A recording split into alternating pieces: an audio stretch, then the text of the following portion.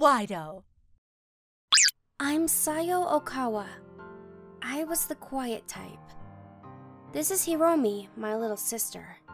She was the complete opposite of me. Growing up, my parents always compared me to her. Look, it's a flower! It's so pretty! You're so good at drawing, unlike Sayo. Yeah, Sayo sucks at drawing. They always praised her and put me down. By the time she was in elementary school, she started looking down on me. Look at what Mom bought me! It's a new dress! Good for you. Did you not get one? No? I wonder why that is. No idea. I know! It's 'cause I'm pretty. This wouldn't look good on you anyways. She was out of control, but my parents didn't say anything to her. They always took her side. They bought her everything she wanted, but me, they didn't spend a dime on me. If only you were pretty. Oh well, too bad. I feel so bad for you. She was such a jerk to me. And I stopped talking to my parents. They treated me like I was invisible. Sometimes they talked to me, but only when they needed something. I need you to watch the store for me in the morning. And after school. Our family owned a little cafe. They always made me work. Probably because they didn't have to pay me. But I want to join the band club. We raised you all these years. Yeah, it's the least you can do. If not, get out. What? I had no choice. I was either in school or helping out the family cafe. Your coffee always tastes so good. Thanks. You're all grown up, Sayo. Come here, let me get a good look at you. Stop it, you're embarrassing me. Some of the customers harassed me. I never showed it, but I hated that. My parents started spending more time with Hiromi. She started going to cram school so she could get into a really good high school. I barely had time to study though. This isn't fair. When I was in 11th grade, I finally snapped. Mom, Dad, I want to study psychology at Waido University. So please, I need time to study. But they just said to me, University? Who's gonna pay for that? Once you're out of high school, you're gonna work here. Yeah, and you're ugly. What's the point of going to college? There was just no talking to them. So I told them I'd take out a student loan. Fine, but you can't live here anymore.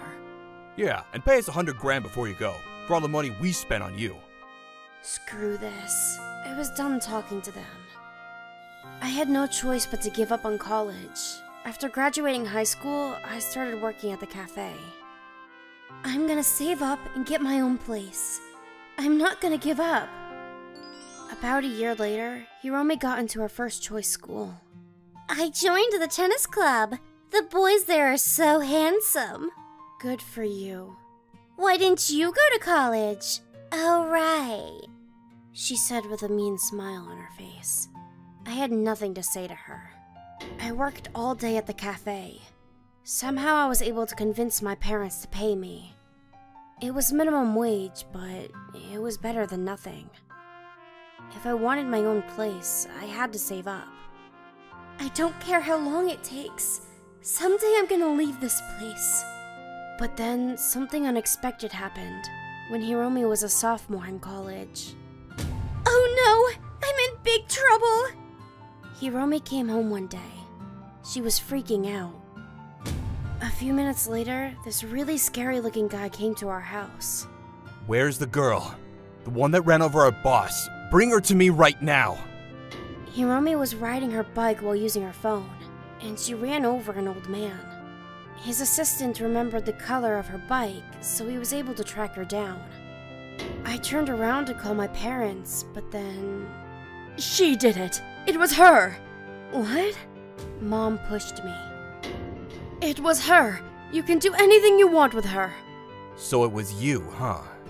No, Mom gagged me with her hand. She told me she had to talk to me in private. Just take the fall for her. Yeah, Hiromi has her whole life ahead of her. You're serious? What about my future? Just figure it out, okay? You're a woman. I'm sure you'll find some way to make it up to him. Yeah, do this for your sister. No! Hiromi was glaring at me. Hiromi, you did this! You gotta... Shut up! Do as they say! Go! Now! You're my big sister! It's your job to protect me! I couldn't believe what I was hearing. How could they say this to me? They were monsters. I didn't even care anymore. I went up to the guy and said, I'll take responsibility for this. Alright, come with me then. And so my family threw me under the bus, just like that. I didn't even feel anything anymore. I felt dizzy. I just kept walking in silence. A few minutes later, the guy stopped and asked me, Just making sure. You ran him over? It was you, right? Not really, but that's what my family wants to believe, so... I had a feeling. It was the other girl, wasn't it? Yeah, I'm really sorry about what she did. I'll pay for everything. You're okay with this? My parents just abandoned me. I don't really care anymore. I got nowhere to go now. Just do whatever you want with me. Alright then. You can come work for us then. Huh? About 20 minutes later, we arrived at this small restaurant. Turns out Hiromi ran over the owner of this restaurant. His name was Mr. Suzuki. She hit me, but it was nothing serious. I just fell, that's all. I'm okay, really. Still, she hit you. You gotta make this right. Shinpei, sometimes you just gotta let things go. I told you this. His name was Shinpei Miura. He was an employee at the restaurant. So I started working at the restaurant. They gave me a room upstairs. The owner didn't seem to care about the accident, but Shinpei was right. I gotta make this right. I gotta repay him for what my sister did to him. Welcome. Here you go. Ah, thanks. You new? Yep, just started last week. Today's special is red snapper. Sounds good. I'll take that and a bottle of sake, please. Coming right up. Unlike my family's cafe, the customers here were really polite. The owner and Shinpei seemed to love this job. I really enjoyed working with them. Good work today, guys. Ever since you came here, sales have been through the roof. She's really good with the customers. I think it's the food. It's delicious. Thanks. You guys want something to eat? Yes! Yay! Shinpei and I started talking more often. Turns out he used to be a Yakuza. My parents were terrible people, just like yours. I ran away from home when I was in high school, and before I knew it, I was in the Yakuza. Yakuza? He started coming to this place when he was a Yakuza. He really loved it here. He got very close to the owner and his wife. And when the owner told him he should quit the Yakuza, he decided to leave it all behind. He said I was still young, that it wasn't too late to start over. I thought about it for a while. Then his wife, she passed away. There was a picture of an old woman on the counter. It was the owner's wife. He thought about closing shop, but I wanted to help. Then the Yakuza family I worked for got dissolved, so I left and started working here. I see. But I've never done this before, you know? It took me a while to get used to it. Then, I ran into you. Huh?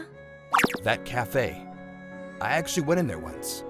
You were always smiling at the customers, no matter how annoying they were.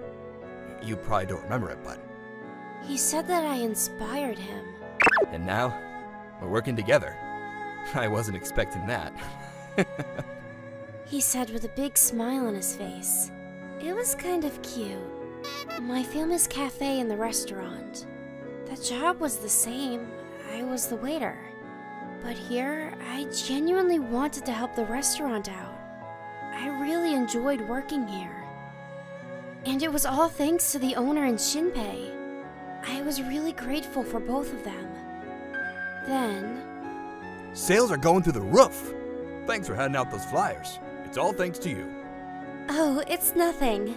Glad I could be of help. This place was starting to grow on me. But then, about 8 months later... Sayo! There you are! Mom? Dad? Come home! Come work for us again! Their cafe was going under. They didn't have enough people to keep that place going. Almost every employee quit after a few weeks. Can't say that I blame them though. Work conditions there are terrible. This big coffee shop opened up nearby. We need your help. Come back. Yeah, the regulars stopped coming after you left. We raised you. It's the least you could do. Come on. Stop! You guys kicked me out, remember? I'm not going anywhere. Then Shinpei showed up. Seriously? You want her back now, after what you did to her? I don't think so. Shut up! She already paid off her debt, right? Yeah, she's ours. Give her back. Fine. Huh? But if you want her back, bring your daughter to me. She's the one that ran over my boss in the first place. Hiromi? No way! Yeah, she's our precious daughter. You can't have her. Then we don't have a deal. Get lost and never come back. Sayo is staying with us. She's with us now. He pulled me in with his arms. I felt all fuzzy inside. I started to blush. You two are horrible parents. You don't deserve to have children. Sayo, tell them. I thought about what to say to them. I never want to see you again! I'm cutting all ties with you! Get lost! I yelled out pretty loud. All the neighbors came outside to see what was going on. They knew something was up. They didn't know the whole story, but they could tell that I was in trouble. They started chanting, "Get lost!" My parents ran off like cowards. A few months later, their cafe went out of business. The service was terrible anyways. It was bound to happen. As for Hiromi, she got into a big fight with one of the girls at school over some boy, and things weren't looking good for her. She got a boyfriend once, but he dumped her in less than a month. After that, she became a shut-in. A few days later, Mom called me at the restaurant. Hiromi is going crazy! She's breaking everything in the house! Help me! She left me a voice message. Needless to say, I ignored her and blocked her number. As for me, I had everything I could ever ask for. Oh, and that day when my parents came here, he asked me out that night. We started dating, and today he asked me to move in with him. It's never too late to start over. Yep. I love you. Thanks for coming into my life, Shinpei. I decided to put the past behind me. I had my whole life ahead of me. It's time to move on. Shinpei, Mr. Suzuki, thanks for everything. I love you both.